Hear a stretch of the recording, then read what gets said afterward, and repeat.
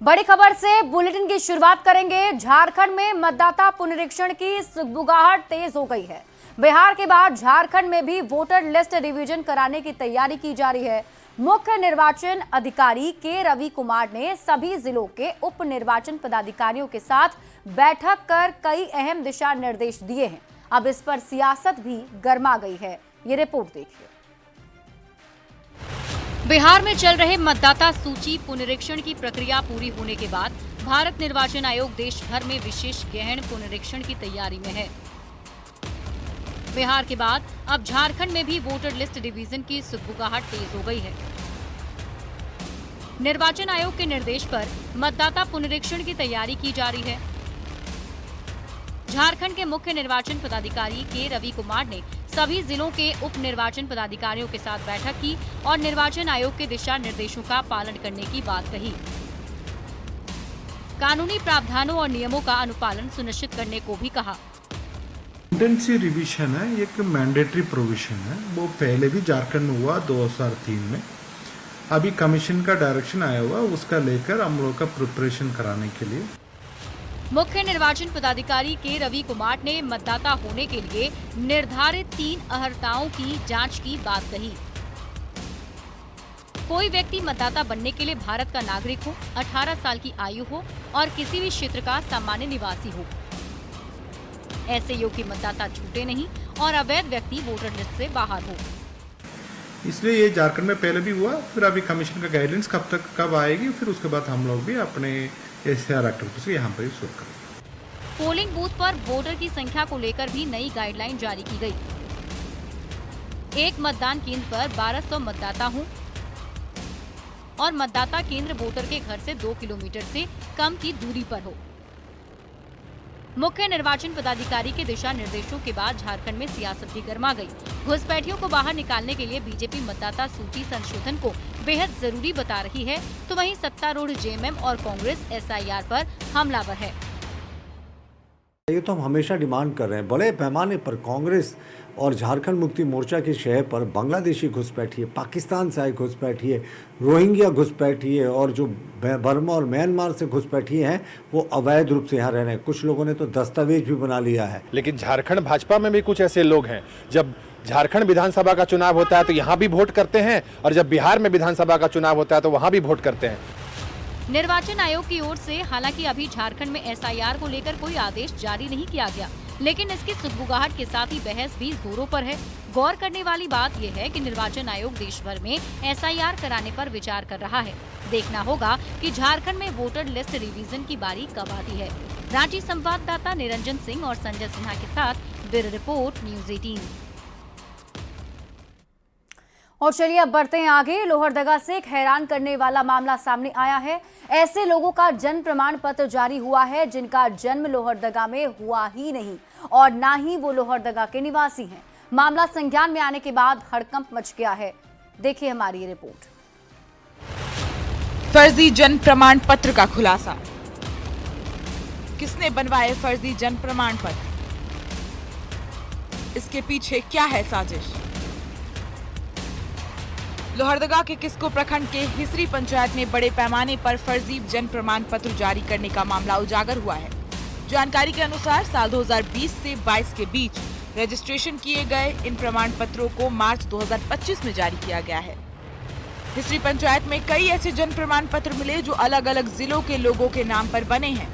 इन लोगों के उपनाम हमजा, कुरैशी, कुंडुलना, टुडू यादव, वर्मा, हेम्ब्रम, मरांडी, मांझी, बेंदिया है। मुखिया के अनुसार करीब 1100 से अधिक जन्म प्रमाण पत्र हिसरी पंचायत के उन लोगों के नाम जारी किए गए हैं जिनका जन्म ना तो यहाँ हुआ, ना ही वे यहाँ के निवासी हैं।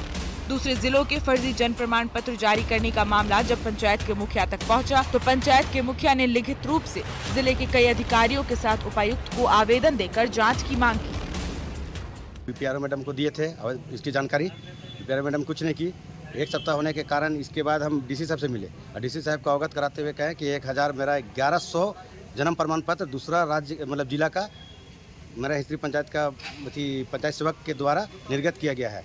उसी के चलते हम डीसी साहब से मिले और डीसी को बोले कि भाई ये जितना भी बना है सब गलत बना है, गलत तरीके से बना है, इसको हम निरस्त करते हुए आप मेरा पंचायत सेवक को यहाँ से तत्काल इसको प्रभाव से हटाया जाए मेरा पंचायत से।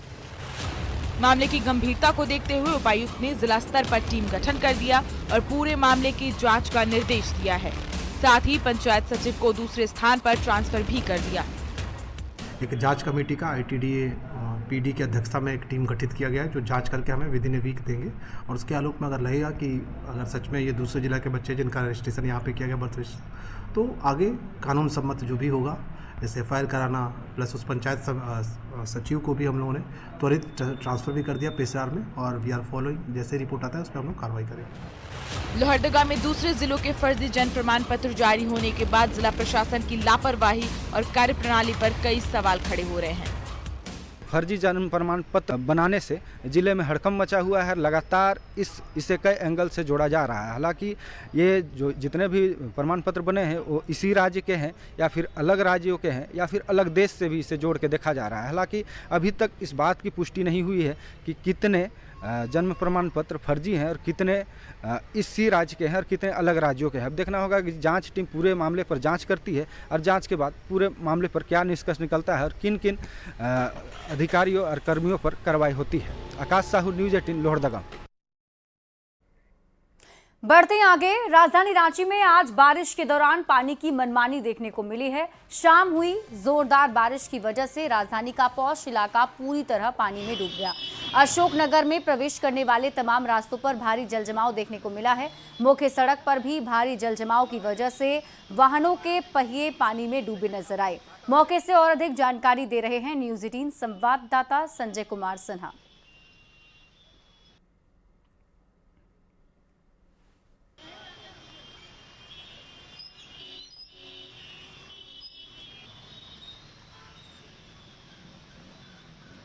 बारिश ने राजधानी रांची की सूरत बदल कर रख दी है।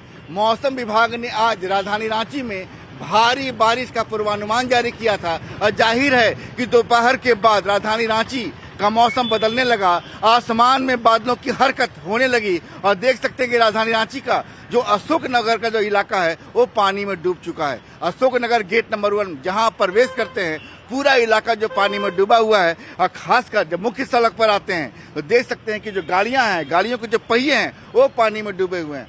तो कुल मिलाकर समझ जाइए कि राजधानी रांची का सबसे पॉश इलाका माना जाता है अशोकनगर। लेकिन आप यहाँ पर ड्रेनेज सिस्टम का क्या हाल है देख सकते हैं कि मुख्य सड़कों पर जो गाड़ियां हैं, जो ऑटो है, जो वाहन है, तमाम वाहनों के पहिए पानी में डूबे नजर आ रहे हैं। लोग परेशान हैं।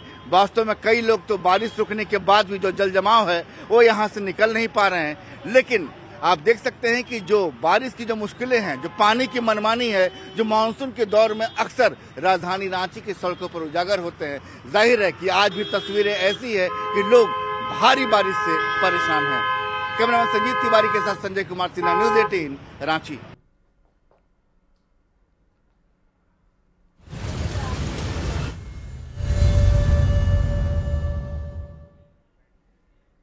और अब बात करेंगे, अवैध खनन मौत को दावत दे रहा है। जी हां, धनबाद के बागमारा में अवैध कोयला खनन के दौरान चाल धंसने और 10 से ज्यादा मजदूरों के दबे होने का दावा किया जा रहा है, लेकिन ना तो BCCL इसकी पुष्टि कर रहा है और ना ही स्थानीय पुलिस। इस बीच कई मजदूरों के परिजन सामने आए और वो कह रहे हैं कि उनके परिवार वाले मंगलवार से लापता हैं। JDU विधायक और सांसद भी घटना पर सवाल उठा रहे हैं। बड़ा सवाल है कि इन सबके सवालों का जवाब कब मिलेगा। कोयलांचल तेरी यही कहानी, सांसों में सिसकियां, आंखों में पानी, हर दिन मौत से लड़ती जिंदगानी।